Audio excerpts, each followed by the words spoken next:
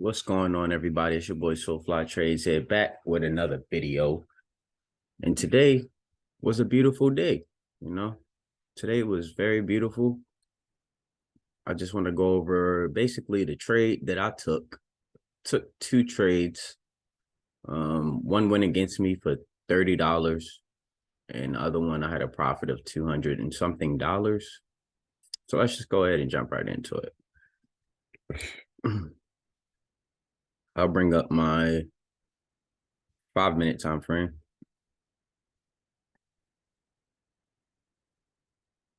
So basically today, pre-market, we were in this supply zone. And basically what I was looking for was a break out of this supply zone with momentum and volume to confirm it, to confirm that the buyers were there.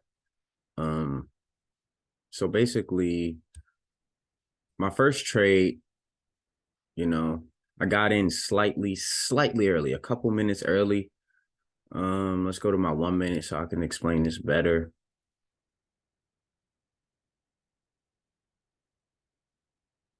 So today,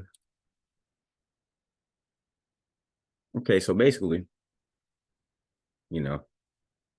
today, my first trade, I seen this break above, and I seen some slight momentum in that break above. I seen a little bit of, volume, some volume. So I took a trade. I took one contract because I wanted to basically I wanted to have my average lower, I like to average out my trades so, I can make as much profit as possible. I could have actually held that one position instead of cutting it, but I had a mental stop loss below this area right here. So once we broke under VWAP, I just cut it because, I didn't know if we were going to keep continuing down or what the case might be. So I just cut it. I followed my rules and I cut it for a loss of $31. Second trade, I was like, okay, I need to wait for some volume to hit the market, for some buying volume to hit the market. So I was waited through all this, seen this slight push up right here. And on our 5-minute time frame, I had both of these time frames up. I seen this wick right here, this big wick indicating, buyers were at this level holding VWAP. So basically I took my trade right here. I got in right here. I bought 5 contracts, 406 calls. And basically we came up, we pushed up. I trimmed 3 contracts here at 407.05 because I didn't, I wanted to lock in some profits and I didn't know if we were going to reverse or not. But I had strong conviction in this trade due to the fact that on this breakout right here, we had a lot of volume. We had some good buying volume right here. So I was, my conviction was there to hold it. Sold 3 contracts right here to lock in some profits. I had 2 left as runners.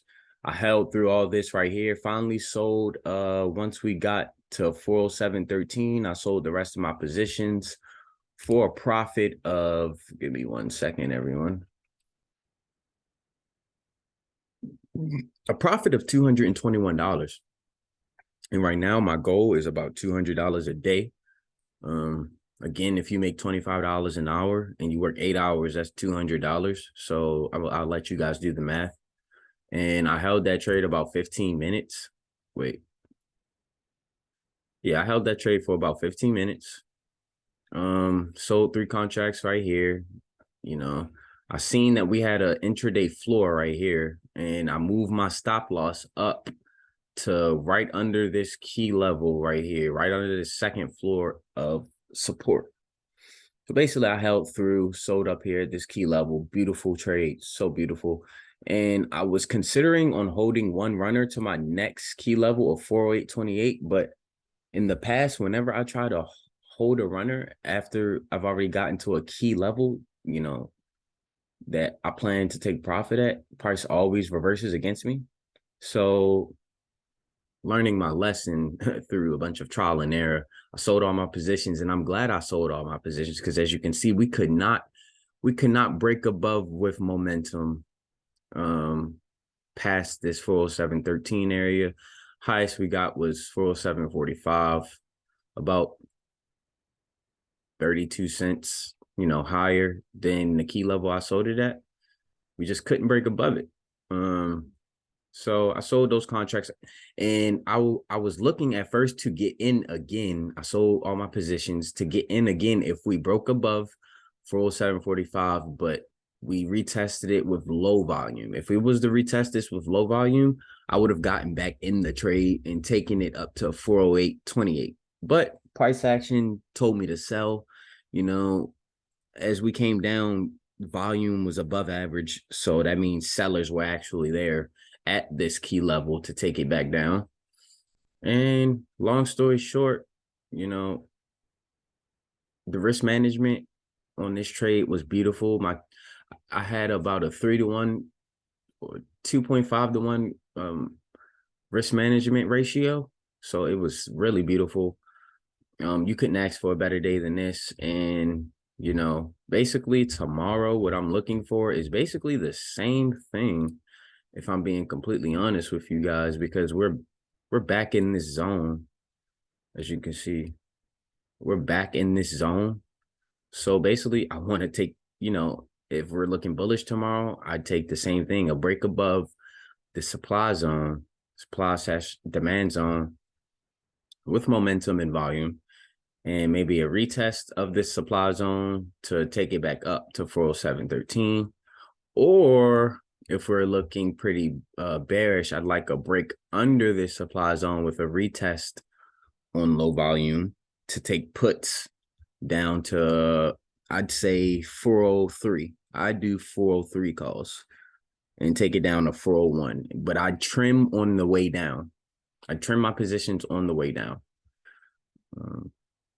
But other than that, we have a Fed speaker tomorrow, Jerome Powell. So the markets might be very trendy tomorrow. Usually on days of news, market trends more than it does without days of news. The price range goes up about $1, $1.50, or $2 maybe, sometimes even $3. So that's basically what I'm looking for tomorrow, is a break above this supply zone, a retest, and to take it back up, or a break under the supply zone with a retest to take it back down. But other than that, I appreciate you guys for tuning in. I'll be back with another video tomorrow. I'm sorry I was kind of late on this video. I had school today. I had some things to take care of. But I appreciate you guys for tuning in still, and I appreciate all my subscribers, for sticking with me so far for this long journey ahead, health and wealth all 2023. But without further ado, I don't want to take up too much of you guys' time, because time is the most valuable asset we have in life. But without further ado, I appreciate you guys for tuning in, and I'll see you tomorrow. Peace.